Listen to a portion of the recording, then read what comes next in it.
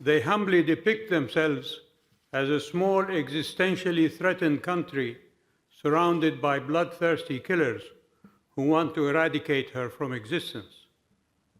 And yet, they declared war on Hamas as a terrorist organization.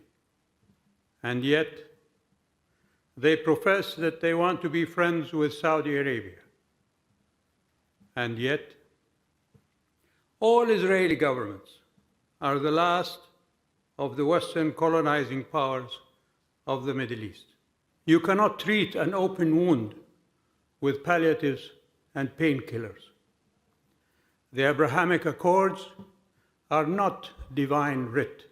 And yet, Israeli governments have arrested thousands of the inhabitants of the lands they are colonizing and incarcerated them in concentration camps under the flimsiest of security accusations, young and old, women and men, who are rotting there without recourse to justice.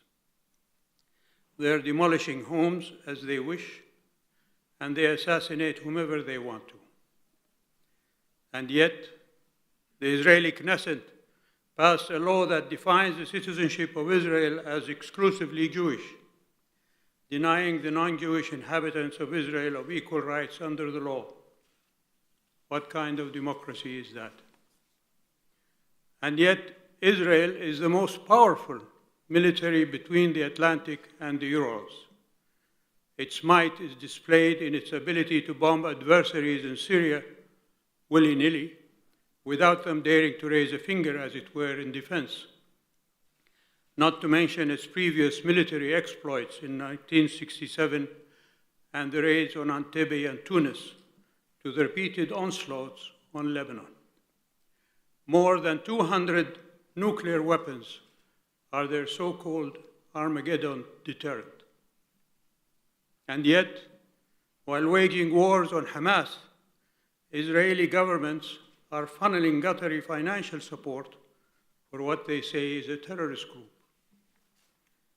And yet, proffering friendship to the Kingdom of Saudi Arabia has not stopped the successive Israeli governments from unleashing their political minions and their media hounds from all countries to denigrate and demonize Saudi Arabia. Thank you. First, I would like to thank my colleague, Dr. Abdul Latif Al-Zayani, Bahraini Foreign Minister, for inviting me to this important Manama dialogue. At the beginning of my remark, I would like to express my regret on the comments of the Saudi representative, the Foreign Minister. I don't believe that they reflect the spirit and the changes taking place in the Middle East. And I will refer to them during the rest of my comment.